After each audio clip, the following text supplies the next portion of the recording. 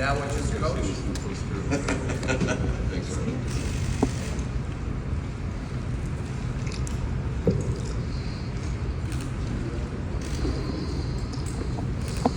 Okay, we'll begin with a couple of questions here. We do have handheld mics in the aisle. Begin here. Bring the microphone in.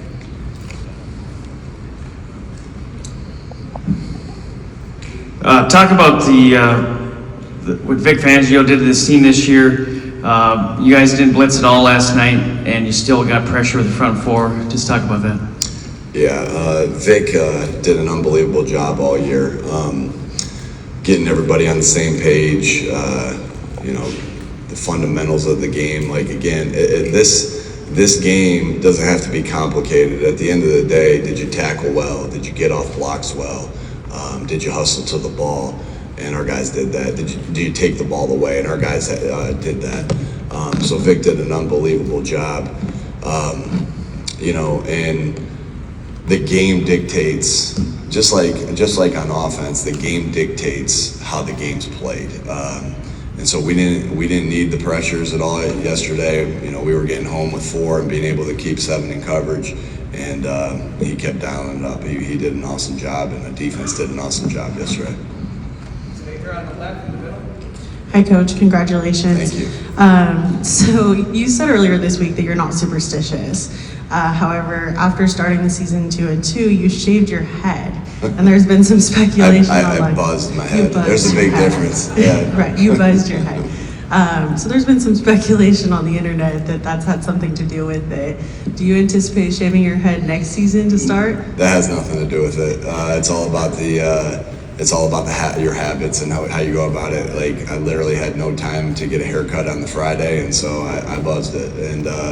And that has nothing to do with it. Again, it's your habits every day. Our team had great habits that prepared us to win each and every week, with the way they practiced, with the way they met, with the way they walked through, with the way they connected, all those things. I am the last person that's superstitious because I believe it's your habits that make you who you are. Thank you. Thanks. Go here in the middle. My wife didn't like the buzzed head either, so I'm probably not going to do that again. Coach, Nick Bolton said after the game that Jalen was really ahead with his checks and it kind of threw the Chiefs off. Could you explain better than I would understand what goes into that check process and why Jalen is so consistently good at that and kind of ahead of defenses with it? Yeah, sometimes it's you have a check and it's play to play. Sometimes, hey, it's this play versus this look and this play versus that look.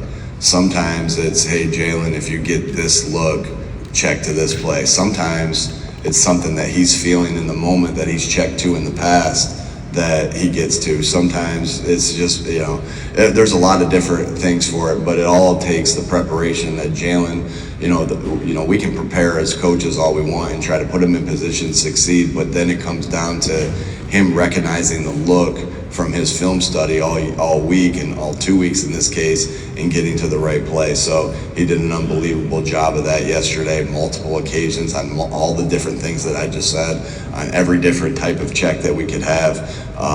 Man, he was on top of it, and that's because of the way he prepares and his football IQ and everything that goes involved in that. He sees the game outstandingly and can help us get in and out of plays on a consistent basis.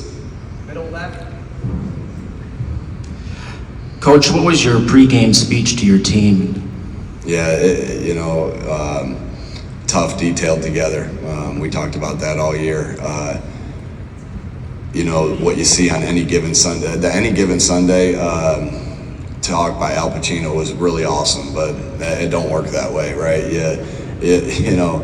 My job is not to inspire them. It's just to, it's more to just remind them of the things they already know.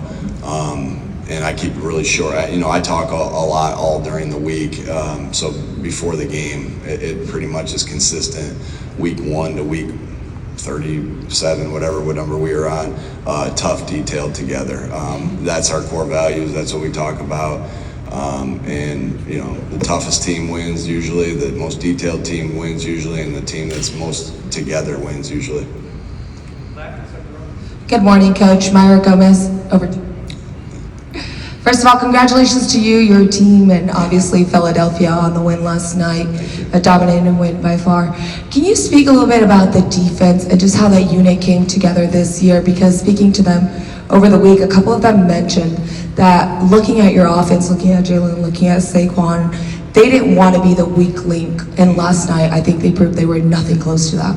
Yeah, all year it was every unit. This is why this is the greatest team sport there is. It takes everybody. You can't have a strong defense, and we had a strong defense, strong offense, and we got great execution by our special teams unit consistently throughout the entire year.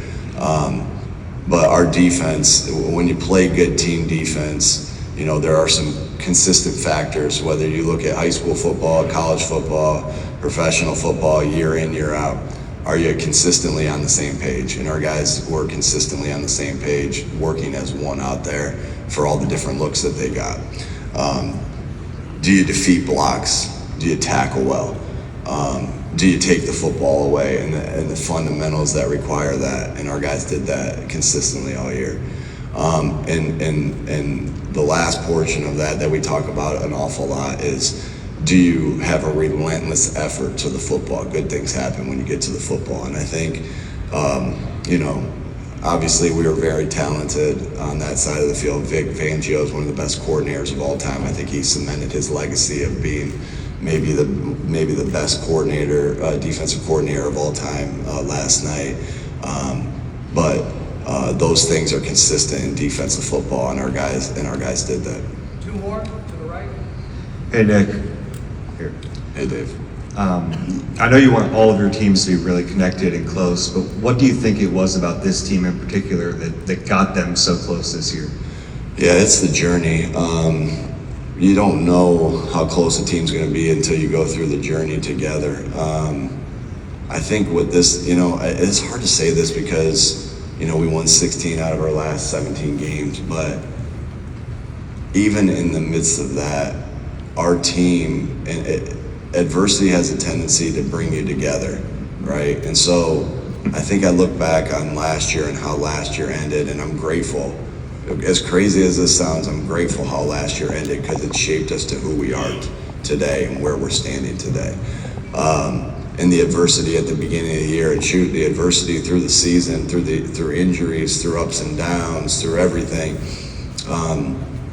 I think that when you embrace adversity, it does something to you, right? It does something to you personally, right?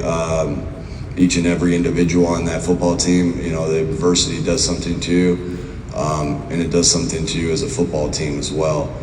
So our guys, I think that could be the biggest attribute. They work their butts off to connect. They work their butts off to be able to put their, in a world where it's all about your phone and being on your phone, they put their phones down and did stuff together. I mean, that was the first and foremost key is you can't substitute the time that it takes to connect, right? The time that they had with dinners together and in the game room and in between meetings and all that different stuff. They were selfless. Just look at Jalen and AJ and Devontae and everybody, the group rush on defense, the not caring who gets the credit and just wanting to win. There were so many things that this is the greatest team sport there is. But I think the biggest thing, Dave, was the embracing the adversity that we all went through together. And adversity does something to you special if you embrace it and allow it to shape you to be the person that you are and the team that you are. Last question for Coach, far right. Exactly. Hey, good morning, Nick. After the Washington game, you said when you walked into the locker room, your thought was about the next game. In that moment last night, walking into the locker room, seeing the party, seeing the celebration, what thoughts did you have then? Yeah, it wasn't about the next one, right? Just gratitude, just thankfulness. Being thankful for the moment. A special group of guys. Thankful for the guys that we have on this football team and the special players, the special people that we have on this football team. And it's just awesome to be able to embrace guys in that moment. Like, those are the things you'll remember. You'll remember the hard practices. You'll remember the ups and downs.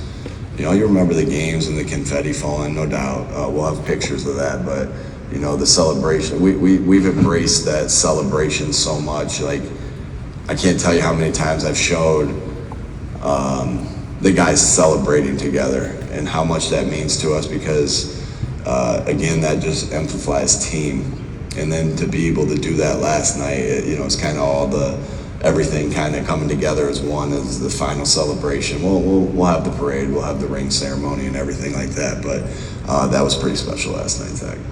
Hey, thank you, Coach. Thank you.